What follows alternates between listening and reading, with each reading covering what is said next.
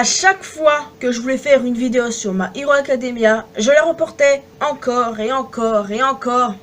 Oh, mais vous savez pas c'est quoi le pire? Le pire dans l'histoire, c'est qu'à chaque fois, le sujet que j'avais choisi, c'était le traître de Yue. Vraiment un mauvais karma. Donc du coup, je peux pas faire de théorie, évidemment. Mais ça ne m'empêche pas de faire une vidéo parce que les récents événements m'y obligent. Alors non seulement je suis enfin à jour dans le manga depuis le temps, mais en plus de ça, nous savons désormais qui est le traître de Yue. Et après tant d'années, ça fait plaisir d'enfin avoir la réponse. Donc tout ce que je peux dire les amis, c'est alerte spoiler, ne regardez pas cette vidéo si vous n'êtes pas à jour dans le manga. Je vous ai prévenu, donc venez pas m'insulter, parce que ça serait votre faute après tout, hein, pas la mienne. Bienvenue à toutes et à tous, je suis Marius, j'espère que vous allez bien. Dans les récents chapitres de My Hero Academia, on a dû encaisser pas mal de choses. Comme par exemple le combat entre Shigaraki et Stars and Strips, la défaite de cette dernière, ou encore le retour d'Izuku. Ouais, c'est vrai que ça fait quand même beaucoup. Alors, si le but du chapitre 335 était de nous laisser souffler un peu, ça n'a pas du tout été le cas pour le 336. Et encore moins pour le 337, faut l'avouer. En effet, à la fin du chapitre 335, ça s'est arrêté sur un cliffhanger avec le personnage de Toru Hagakure, alias Invisible Girl. Et on avait aussi des paroles en fond d'All for One qui disaient « J'ai beaucoup d'amis ». Et du coup, les fans ont immédiatement fait le rapprochement avec le traître de Yue, présent depuis un long moment. Cependant, dans le chapitre 336, on se rend compte que c'était une fausse piste, que Toru n'est pas la traître. Non, en réalité, elle observait le vrai traître, et le vrai traître, les amis, n'est nul autre que Yuga Aoyama. En effet, ce dernier était en train de discuter avec ses parents cachés dans la forêt et Toru a tout entendu.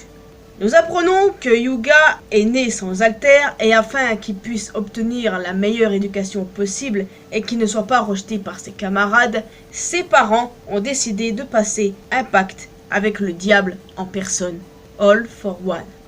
Ainsi, ce monstre d'All for One lui a donné un altère et en échange, toute la famille devait travailler pour lui. Ces derniers sont depuis pieds et poings liés au grand méchant contre leur volonté et avec beaucoup de regrets. Du coup, en entendant ça, Toru est parti chercher Izuku et Yuga, en larmes, a fini par tout avouer. L'attaque du SCA, celle du camp d'été, c'était lui. Je trouve ça sacrément bien joué de la part d'Horikoshi les amis, nous serons orientés sur la piste Hagakure alors qu'en réalité c'est Aoyama, c'est vraiment un excellent coup de maître. Franchement, moi aussi j'y ai cru, on a enfin une réponse après tant d'années. Et je dois vous admettre que cette réponse m'arrache le cœur. J'ai vraiment beaucoup de peine pour Yuga dans cette histoire, vous pouvez pas savoir à quel point. Parce que oui, on dit traître, mais est-ce qu'il est vraiment un traître du moment qu'il était obligé, qu'il a fait ça contre sa volonté? On peut vraiment dire traître? Parce que, contrairement à, par exemple, Kanjuro dans One Piece, voilà, c'est pas du tout la même chose. Kanjuro, c'est tout l'inverse de Yuga. Kanjuro, c'est une ordure qui prenait plaisir à jouer un rôle, alors que Yuga, c'est pas du tout la même chose. Alors, je sais pas si le mot traître peut y aller, techniquement, c'est le cas, mais j'ai pas trop envie de l'appeler comme ça, pour être honnête avec vous. Que d'émotion aurait été ce chapitre. Vraiment, ça m'a vraiment beaucoup ému, parce que moi, quand j'entendais parler du traître de Yue, je pensais que le traître serait sans pitié. Sauf qu'en fait, non, il est forcé de faire tout ça et ça me fait mal au cœur.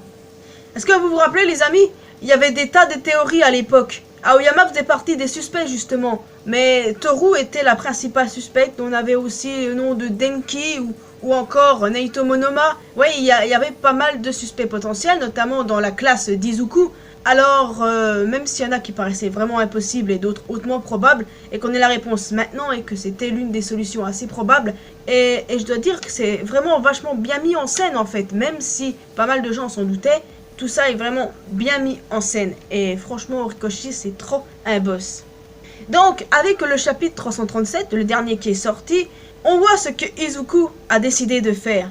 Et c'était logique venant du personnage. Il ne laissera pas son ami, il lui dit même qu'il peut encore devenir un super-héros. Et ça fait écho aux paroles que All Might lui a dit. Et je trouve ça vraiment beau. Ce chapitre était excellent aussi. Et puis on commence à voir le visage d'Akakure, voyons donc. Franchement, oui, ça fait plaisir d'enfin d'avoir une réponse après tant d'années. Et une réponse crève-cœur, mais une réponse quand même. Et ça fait vraiment plaisir, je le redis. Donc voilà, qu'est-ce qui va se passer dans le prochain chapitre? Je l'ignore, mais j'ai super hâte. Je me demande comment est-ce que tous les autres vont réagir à tout ça, ce qui va se passer quand tout le monde va apprendre que c'est Hyuga le traître. J'ai hâte de voir ça.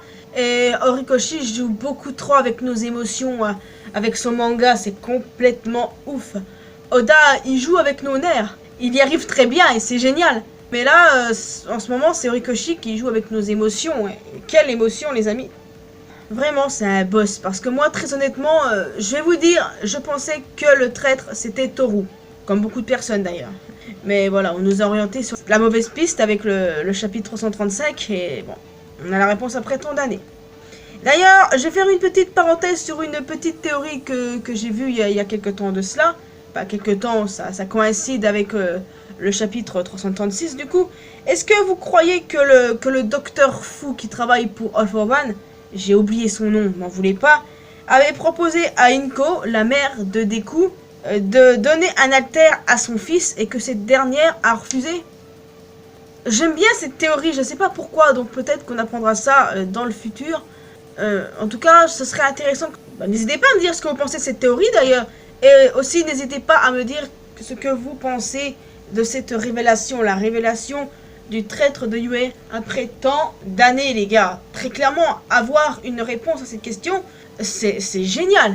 C'est un débat clos, et voilà. Donc, les amis, n'hésitez pas à me dire ce que vous en pensez, si, comme moi, vous avez eu le cœur brisé quand vous avez appris ça. Parce que oui, moi, on peut dire que c'est vraiment le cas. Quand j'entends parler des histoires de traîtres, je me mets souvent dans l'idée que c'est un traître impitoyable, comme Kanjuro dans One Piece. Ceux qui ne lisent pas One Piece ne peuvent pas comprendre. Mais voilà quoi, Kanjuro, une putain d'ordure qui prenait plaisir à jouer un rôle et à poignarder tout le monde dans le dos, alors que ce pauvre Hyuga, c'est qu'un gamin qui est obligé de faire des choses. Et je trouve ça d'autant plus horrible quoi, qu'il le fasse contre sa volonté et qu'il trahisse ainsi des gens qu'il aime. Rien que de penser comme ça, ça me fait mal au cœur. Dans tous les cas les amis, je vous laisse officiellement ici. N'hésitez pas à laisser un petit pouce bleu, un commentaire. Vous pouvez me retrouver sur mes réseaux sociaux, Facebook, Twitter et Instagram. N'hésitez pas à me rejoindre aussi sur mon Discord. Je tiens à ce qu'il y ait énormément de monde pour qu'on puisse parler de beaucoup de choses les amis. Et moi je vous retrouve dans une prochaine vidéo. Si tout va bien. À la prochaine.